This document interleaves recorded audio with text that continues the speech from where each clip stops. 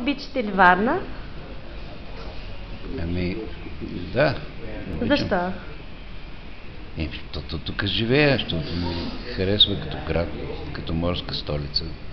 Смятате ли, че нещо трябва да се промени в града? Трябва да. Какво? Ами трябва да се промени управлението на града в много посоки. Какви? Първо, аз във всички не мога да кажа конкретно във всички посоки какво.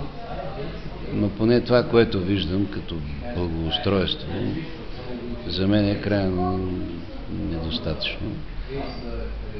Трябва да се промени движението на колите във Варна, задължително. Никъде в България няма град, който да има такова грозно движение. Отвратително движение. Да. Добре, мерси много.